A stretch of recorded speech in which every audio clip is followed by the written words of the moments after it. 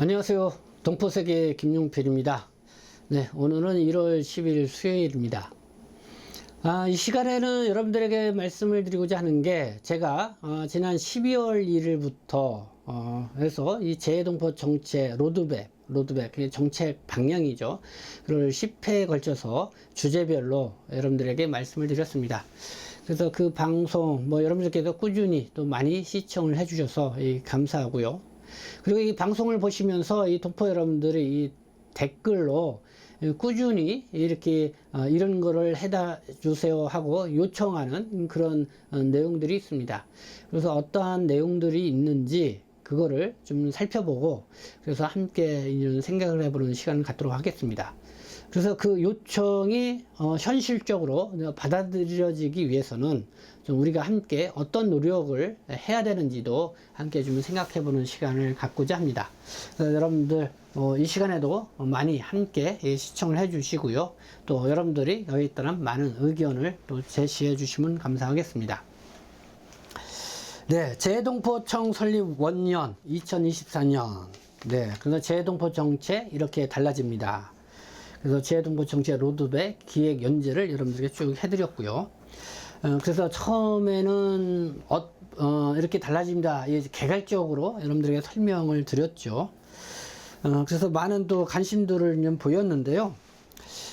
보니까 이 방송마다 여러분들이 이렇게 제기한 요청사항, 아마 이제는 중국 동포들이 좀 많이 그런 요청사항을 게재를 한 것 같습니다. 네, 첫 번째 요청이 많았던 게 기화 문턱을 낮춰주세요. 영주 자격이나 기화 문턱을 낮춰달라. 이 요구가 좀 많이 있었던 것 같습니다. 특히 F4 체류 자격으로 있으면서 장기적으로 한국에 체류하고 있고, 그 다음에 60대, 70대 이렇게 이르시는 이 고령 동포들 같은 경우 한국에서 오래 살았고 또 자녀들이 다 한국에 나와 있고 그 다음에 손자녀들이 다 한국 국적자로서 계속해서 또 아이들이 다 클 때까지 태어날 때도 돌봐왔던 이런 F4로 체류 자격으로 있는 이 중국 동포분들이 많이 계시죠. 근데 이분들이 자녀들이나 이게 다 이제 한국에 와 있기 때문에 한국에서 이제는 살 수밖에 없다. 그런 이제는 목소리를 내고 계시죠. 근데 재외동포 체류 자격으로 있으면은 외국인 신분이기 때문에 그래서 한국 국적을 좀 취득을 하게 되면은 한국에서 생활하는데 안정감을 갖고 생활을 할 수가 있죠. 이런 비용 면에도 그렇고 그 다음에 이렇게 한국 국적이 아니다 보니까 건강보험료도 적지 않게 들어가는 그런 상황들입니다. 그래서 이와 관련돼서는 제가 1차적으로 한번 이 자담회도 개최를 했습니다. 그래서 자담회 많은 분들이 역시 시청을 해 주셨고 그에 따른 여러 의견들을 말씀을 해 주셨습니다. 어쨌든 이 동포들의 기화 문턱을 좀 낮춰달라는 이거에 대해서 좀 한국 사회에 기여한 그런 어떤 역할, 한국의 손자녀들을 오랫동안 돌본 것도 하나의 기여라고 생각이 듭니다. 그 다음에 또 한국에 와서 간병인으로, 그 다음에 가사도우미로 이렇게 열심히 일한 것도 한국 사회에 기여한 거다. 그래서 또 가족들이, 자녀들이 다 한국에서 생활하면서 그 뒷받침을 해 준 것도 어떻게 보면 기여한 거다. 이렇게 볼 수가 있지 않냐. 그런 거를 좀 평가를 해서 이 동포들에 대해서는 특히 기화 문턱을 그런 거를 적용을 해서 좀 낮춰주는 그런 방안. 그래서 경제소득이라든가 또 기화 시험 이런 거를 좀 낮춰주는 방안을 우리가 함께 고민해 볼 수 있지 않냐 이렇게 생각이 드는데요. 어쨌든 이런 부분에 대해서는 우리가 지속적으로 좀 목소리를 내고요. 그래서 좀 한국 사회에서도 이런 부분에서는 같이 필요성이 공감되는 그런 목소리를 환경을 만드는 것이 필요하다는 생각이 듭니다. 그리고 이렇게 하려면 국적법이 개정이 되어야 됩니다. 국적법. 그렇기 때문에 국회에 또 국적법이 개정되면 국회를 또 통과를 해야 되는 그런 또 절차들이 있죠. 그래서 저는 그런 부분을 살펴볼 필요가 있지 않나 이렇게 생각이 들고요. 그리고 꾸준히 제기되는 게 재외동포 체류 자격으로 있는 동포들 네, 아무래도 뭐 국내에 체류하고 있는 동포들 중에서 재동포 체류 자격으로 있는 동포들이 점점 많이 늘어나고 있죠. 거기에 뭐 영주 자격으로 체류하시는 분들도 있고, 그러나 영주 자격으로 체류하시는 분들은 거의 뭐 한국인하고 거의 뭐 구분 없이 여러 가지 뭐 혜택을 좀 볼 수도 있고, 그러니까 그나마 괜찮지만은 이 재동포 체류 자격으로 있는 분들은 취업 활동에도 상당히 제한이 있고, 그리고 이 건강보험 이것도 최저 15만원 이상 이렇게 내야 되기 때문에 지역가입자인 경우, 그래서 거기에 대한 부담도 계속 따르고 있고, 그리고 무엇보다도 좀 이 국민연금을 또 이렇게 내고 계신 분들도 있죠. 그러나 이것도 10년 이상을 이렇게 내지 않을 경우에 그 10년을 채우지 않으면 그 부었던 연금을 돌려받을 수 있는 그런 방안이 없다. 그래서 이런 부분들을 좀 개선할 여지가 있는데, 그래서 이 부분도 우리가 계속 제도적으로 일단은 이게 개선이 될 수 있도록 노력을 해야 됩니다. 그래서 저는 그런 요청이 좀 많이 있었다는 것을 다시 한번 여러분들하고 말씀을 드리고, 이걸 어떻게 현실적으로 가능하게 할 수 있는지 한번 계속해서 관심을 갖고 나가야 될 것 같습니다. 그리고 또 하나는 F4 체류 동포나 방문 취업 동포들 같은 경우에 그 배우자하고 같이 동반 거주하는 경우가 있습니다. 근데 이 배우자가 이 동포가 아니고 외국인인 경우, 그러니까 뭐 중국 한족이거나 뭐 그렇게 되면은 F-1 체류 비자로 있는 경우가 많죠. 방문 동거 비자로 있는 경우가 많죠. 그런데 이런 경우는 취업 활동을 하지 못합니다. 근데 바로 F-1 체류 자격도 이 취업 활동을 할 수 있도록 해달라, 이 목소리를 꾸준히 계속 이렇게 내는 분들이 있습니다. 다들 뭐 취업 활동을 할 수 없는 체류 자격임에도 불구하고 이 방문동으로 와서 뭐 이렇게 알게 모르게 취업 활동을 하거나 아르바이트를 하거나 그런 분들도 있으리라 생각합니다. 근데 이제 그런 분들이 나중에 국세청에 이 소득 증빙 이런 걸로 남게 되면은 고액의 이 벌금을 물게 되는 그런 상황, 그래서 더 안 좋은 상황이 되게 되죠. 그러나 F-1이 취업 활동을 할 수 있는 곳은 지역 특화형 비자에 따라서 인구 감소 지역, 법무부하고 행안부가 지정한 그런 지역에 가서 거주할 경우에 그 지역 내에서는 취업 활동을 할 수 있도록 이렇게 해주고 있습니다.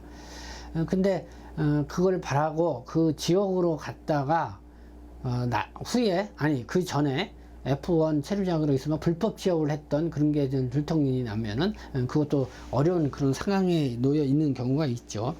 그런 부분인데, 그래서 이 지역 특화형 비자가 인구 감소 지역에 인구 문제, 그 다음에 또 인력 해소 이런 차원에서 이제 나온 정책이기 때문에 아마 이거는 뭐 한동안 이 정책이 유지되지 않겠나 이렇게 생각이 듭니다. 그렇게 하면서 뭐 지방자치단체라든가 이런 데서도 거기에 맞춰서 이런 준비를 좀 진행하고 있는 이런 단계에 있는 그런 상황이다.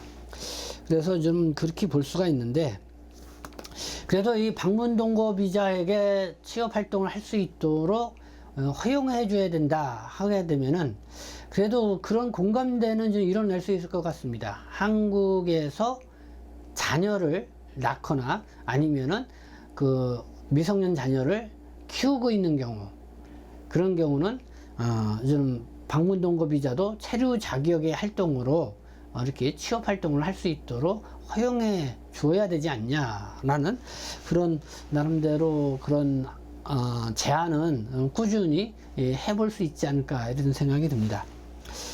보니까 뭐 자녀와 그다음에 가족 이거를 혼자서 이렇게 벌어가지고 이렇게 유지한다는 게 쉽지가 않죠. 그렇기 때문에 부부가 한쪽이 방문동거 비자면은 같이 좀 맞벌이 해서 자녀 교육도 시키고 어쨌든 가게를 유지해 나갈 수 있도록 해주는 것이 필요하지 않냐라는 거죠. 그런 측면에서 F-1 체류 자격도 일을 할 수 있도록 하는 부분, 그러면 체류 자격에 활동으로 일을 할 수 있는 그런 부분을 어떻게 이끌어 나갈 것인지 우리가 함께 좀 계속해서 한번 좀 계속해서 우리가 이 부분은 저는 제안을 해볼 수 있지 않나 이렇게 생각이 듭니다.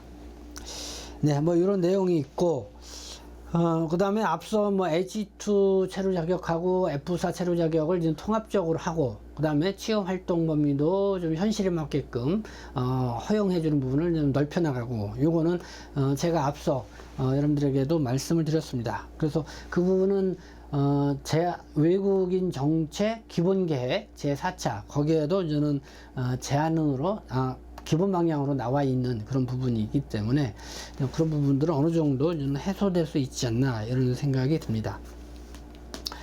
그래서 이 시간은 마지막으로 또 드리고 싶은 말씀은 4월 10일이면은 저는 국회의원 선거가 있습니다. 오늘이 1월 10일이니까요. 어떻게 딱 한 달 정도, 석 달 정도가 남아 있습니다. 그렇기 때문에 이 국회의원들이 어쨌든 이 법을 만드는 사람들이잖아요. 바로 이런 게 법이 또 개정이 되어야만이 이루어질 수 있는 그런 부분들이 많이 있습니다. 그렇기 때문에 저는 국회의원 또 정당에서 이렇게 동포 문제라든가 또 외국인 이런 문제, 이민 정책과 관련돼서 좀 더 관심 갖고 뭔가 좀 좋은 방안대로 제안을 하고 이 정책을 이렇게 제안할 수 있도록 이렇게 좀 우리가 힘을 모으는 것도 필요하지 않나 이렇게 생각이 듭니다. 네, 그렇게 하기 위해서는 우리가 좀 힘을 모아야 되는데요. 이 목소리를 한 목소리로 내기도 하고요. 그래서 지금은 제가 이렇게 유튜브 방송을 하고 있지만은 이렇게 유튜브 방송에 여러분들이 이렇게 했을 때마다 얼마나 많은 거기에 호응과 관심도를 보이느냐가 그 관심도를 측량하는 하나의 바로미터와 같은 역할을 한다 생각합니다. 그래서 여러분들이 제가 하는 이 유튜브 방송에도 많은 관심을 실어 주시고요. 그래도 요즘 조금씩 뭐 동포 여러분들이 구독자도 늘어나고 또 이렇게 시청도 이렇게 좀 늘어나고 있다 이런 생각이 듭니다. 그러나 상당히 많이 역부족하다. 여러분들이 더 많은 관심과 그러기 위해서는 여러분들이 그냥 이렇게 흘러보는 게 아니라 구독 신청도 하시고 좋아요도 눌러주시고 그 다음에 주변에 있는 사람들에게도 이렇게 소개를 해 주셔서 우리 동포 여러분들이 많이 시청하는 그런 방송으로 만들어 주셨을 때 그게 동포의 목소리를 대변하는 이 방송으로서의 또 그 가치 또 그 영향력을 미칠 수 있다 이렇게 생각하니까요. 여러분들이 함께 힘을 모아주시면 감사하겠습니다. 네, 지금까지 시청해 주셔서 감사합니다. 저는 동포수색심 대표 변육장 김용필이었습니다.